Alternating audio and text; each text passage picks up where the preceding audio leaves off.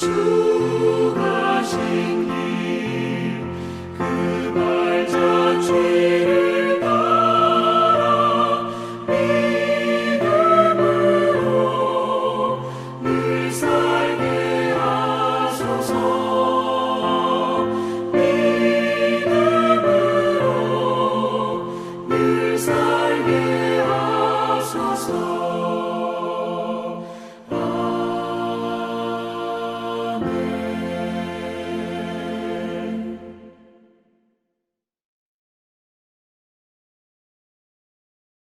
주님은 율법과 선지자라는 말을 종종 쓰셨습니다. 5장 17절에도 이렇게 말했어요. 내가 율법이나 선지자를 폐하려 온 줄로 생각하지 말라. 폐하려 온 것이 아니요 완전하게 하려 함이라. 그리고 오늘 말씀에도 그것이 나오죠. 그러므로 무엇이든지 남에게 대접을 받고자 하는 대로 너희도 남을 대접하라. 이것이 율법이요 선지자니라. 그러니까 예수님께서 율법이요 선지자라고 말씀하실 때는 그것이 성경 그리고 모든 말씀의 뜻이라는 의미로 사용하시는 겁니다. 오늘 마태복음 7장 12절 이 구절을 우리가 황금률이라고 부르죠. 전해지는 이야기가 하나 있습니다. 3세기 초반에 로마의 24번째 황제였던 세베리우스가 이 말씀을 귀히 여겨서 궁궐과 집무실의 벽에 황금으로 써서 붙였었다고 합니다. 정말 황금으로 기록을 하여도 넘치지 않을 만한 정말 귀한 가치가 있는 주님의 말씀이라고 생각합니다. 그런데 사실 비슷한 가르침은 세상에 많이 있기도 합니다. 공자도 그 논어에서 자기가 하고 싶은 것이 아니면 다른 사람에게 시키지 말라라고 말한 적이 있습니다. 헬라의 에픽투스도 노예 제도를 비난하면서 그렇게 말했습니다. 내가 당하기를 피하는 고통을 다른 사람에게 주지 말아라. 유대 랍비들도 그렇게 또 가르쳤습니다. 어떤 사람이 그 유명한 랍비인 샴마야에게 와서 이렇게 부탁했다고 합니다. 선생님, 제가 한 발로 서 있는 동안에 율법의 모든 뜻을 제게 가르쳐 주신다면 제가 선생님의 제자가 되겠습니다. 샴마야는 분노하면서 그를 막대기로 내쫓았다고 하죠. 근데 이 사람이 샴마야와 함께 유대 랍비의 어쩌면 그 쌍벽을 이루고 있는 힐렐에게 찾아가서 똑같은 질문을 했습니다. 그러자 힐렐이 말했습니다. 내 자신에게 싫은 것은 아무에게도 하지 말아라. 이것이 율법의 전부요. 나머지는 해설에 불과하니 가서 배워라. 이 사람이 힐렐의 제자가 되었다고 합니다. 이 남에게 나의 싫은 일을 남에게는 시키지 말아라. 이 이야기는 종교를 넘어서서 세상 여러 곳에서 찾아볼 수 있는 어쩌면 아주 익숙한 이야기이기도 합니다. 그러니까 이것은 특별한 종교적 원칙이기보다는 어떤 법률적 원칙이기도 하고 인간의 도리이기도 한 겁니다.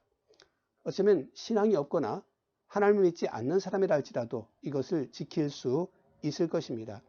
그리고 비교적 쉽지 않습니까? 이해하기도 쉽고 실천하기도 그렇게 어려운 것은 아닙니다. 하지만 주님이 바로 이렇게 쉬운 말씀을 우리에게 주셨고 그것을 황금률이라고 부르는 것은 사실 아닙니다. 그러니까 남에게 나의 싫은 일을 남에게도 시키지 말라라는 것은 주님이 말씀하신 것의 소극적 부분 절반도 미치지 못하는 겁니다. 예수님의 말씀은 오히려 특별합니다. 거기에는 다른 의미가 담겨져 있습니다. 세상 교훈은 그겁니다.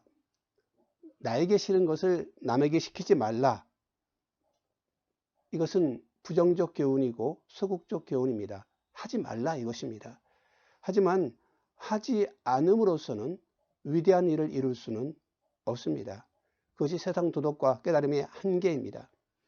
종종 사람들은 자기가 나쁜 일을 하지 않았기 때문에 나는 착한 사람인 줄로 착각하기도 합니다. 하지만 나쁜 일을 하면 나쁜 사람이고 착한 일을 하면 착한 사람입니다. 나쁜 일을 안 했다고 착한 사람 되는 건 아닙니다. 착한 사람 되려면 착한 일을 해야만 합니다. 이 지점에서 우리의 기독교가 시작되어지고 주의 말씀이 베풀어집니다.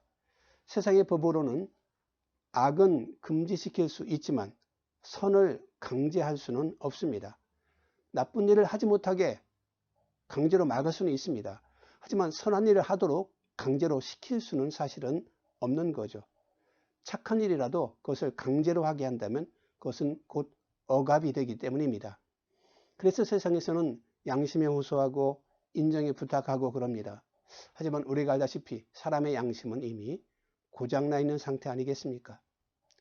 주님의 말씀, 오늘 이 황금률은 짧고 간결하지만 그리스도인의 삶의 새로운 방향을 분명히 제시하는 소중한 말씀이기도 합니다. 여기에 우리 구원받은 자의 삶의 원리가 도입되어지고 삶의 새로운 태도가 등장하는 것입니다. 사실은 이것은 구원받는 것에 대한 이야기가 아니라 구원받은 자가 어떻게 살아야 되는가에 대한 이야기이기도 합니다. 흔히들 예수 믿고 구원받은 사람들 좋은 믿음의 결과로 성령 충만을 기대하지만 성령 충만은 영혼이나 마음에도 나타나겠지만 진짜 나타나는 곳, 진짜 주님이 성령 충만을 보여주시는 곳은 열매요, 행동이요, 삶에서 나타납니다. 성령 충만의 열매는 윤리적 색채를 띠고 있습니다. 사랑, 희락, 화평, 인내, 자비, 양선, 충성, 온유, 절제, 이 모든 것은 다 사람들 사이에서 일어나는 일들입니다. 그것은 혼자 맺는 열매가 아닙니다. 그러니까 주님께서는 이것을 네가 먼저 하라 라고 말씀하시는 것이다. 우리가 이렇게 이해하는 겁니다. 세상이 손을 질 때까지 기다리지 말아라. 이것이 주의 말씀입니다. 핑계는 악합니다. 내가 먼저 선을 선택한다면 세상이 조금 더 선해질 것입니다.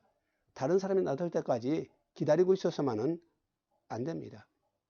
특별히 선행마저 타인의 눈치를 보게 된다면 너무 비참하지 않겠습니까? 옳은 일을 할 때는 그 옳은 일에 수반되는 약간의 부작용, 약간의 어떤 거침 혹은 오해까지도 감당해야만 그게 선한 일, 옳은 일이 되는 겁니다. 선한 일, 옳은 일에는 그걸로 말미암아 불편해할 사람, 그걸로 말미암아 손해본다고 나를 미워할 사람들의 그 미움을 받아내는 것까지 다 합쳐서 그게 선한 일이 되는 겁니다. 여기서 필요한 것이 바로 용기입니다. 사람들은 선상순의 이야기가 도덕이라 생각하지만 지극히 실천적인 내용을 담고 있는 것에 좀 눈을 떴으면 좋겠습니다. 주님의 말씀은 실천을 지향하고 있습니다. 비판에 대한 교훈도 있었죠. 용서에 대한 교훈도 있었죠. 분노에 대한 교훈도 있었죠. 그런데 주님의 모든 가르침이 바로 이 방향입니다. 네 차례이거든 기다리지 말아라. 네가 먼저 그렇게 해라. 그 이야기죠. 이를테면 상대방이 사과할 때까지 기다리지 말라고 말합니다. 그러므로 예물을 제단에 드리려다가 거기서 내 형제에게 원망을 들을 만한 일이 있는 것이 생각나거든 예물을 제단 앞에 두고 먼저 가서 형제와 화목하고 그 후에 와서 예물을 드리라. 신앙은 삶과 동행해야 됩니다. 어쨌든 나는 잘 믿고 있고 저 세상 문제는 조금 미뤄두고 이것은 주님이 용납하는 바가 아닙니다. 다른 사람이 먼저 일어설 때까지 기다릴 필요가 없습니다. 저 지하철에 올라타면 자리 먼저 잡기에 익숙한 사람들이 버스가 멀리서 오면 가장 먼저 타려고 자리를 이리저리 옮겨가면서 예상하는 사람들이 그런데 익숙한 사람들이 봉사의 순서, 희생의 순서가 되면 머뭇거리며 남의 눈치를 보며 다른 사람이 한참 간 다음 중간쯤에나 참여하는 경우가 많이 있습니다. 주님은 먼저 행하시는 분이십니다. 그것이 사랑과 선행의 속성입니다. 남에게 대접을 하는 것, 이게 내가 먼저 하는 것이지 남이 나에게 했기 때문에 나도 갚는 것이어야 무슨 의미가 있고 무슨 복이 있겠습니까? 주님이 먼저 그렇게 하셨습니다. 우리가 아직 죄인 되었을 때에 그리스도께서 우리를 위하여 죽으심으로 하나님께서 우리에 대한 자기의 사랑을 확증하셨느니라. 로마서에 보면 우리가 주를 믿고 그를 높이기 이전에 아직 죄인이었을 그때에 주님이 먼저 우리를 사랑했다고 했습니다. 바로 먼저 하는 것, 그게 신앙이고 그게 주님의 모범입니다. 예수님의 구원과 예수님의 사랑 가장 큰 특징은 먼저 하는 것이었다는 점입니다. 조건이 채워지거나 혹 우리들이 회개하거나 우리들이 뭔가 좀 자격이 있거나 그 이전에 기도를 요청하기 이전에 주님이 먼저 하셨다는 것, 그게 그분의 특별함이라면 우리가 그를 닮아가는 일에 있어서 황금률은 네가 먼저 해라 이렇게 바꿔도 될 것 같습니다. 즉 남이 하기 싫어하는 일, 내가 하기 싫어하는 일을 남에게 시키지 말라라는 것을 넘어서서 남이 하기 좋아하는 것, 나도 하기 좋아하는 것을 이웃에게 먼저 베풀 수 있겠느냐? 이 질문을 우리에게 하시는 겁니다. 먼저 하는 것이어야만 진정한 의미의 사랑이며 희생이며 선행이 되어집니다. 그리스도인은 먼저 실천하는 사람이 되어야 합니다. 천국은 침노하는 자의 것이며 하나님의 복은 먼저 손을 내미는 자가 얻을 것이기 때문입니다. 기도하시겠습니다. 주님 은혜 감사합니다. 오늘도 말씀을 통하여 우리에게 예수님이 어떻게 하셨던지, 주님이 무엇을 기대하셨던지를 잘 알려주시니 감사합니다. 내가 하기 싫어하는 일들을 남에게 강요하지 않는 자가 될 뿐더러 주님, 내가 좋아하는 일들을 이웃에게도 먼저 베풀 수 있고 실천할 수 있고 나눠줄 수 있는 우리가 되게 하시기를 간절히 소망합니다. 우리가 글로만 예수를 알지 않고 지식으로만 예수를 닮지 않고 행동으로 예수님을 닮아가게 하시옵소서. 세상에 다들 자기만 먼저 챙길 때에 세상을 챙기고 이웃을 사랑할 수 있는 예수님 닮은 그리스도인들이 바로 여기 있사오니 은혜 베푸시고 또 견고하게 하시고 또 이룰 수 있도록 닮을 수 있도록 도우시기를 예수님의 이름으로 기도하옵나이다. 아멘.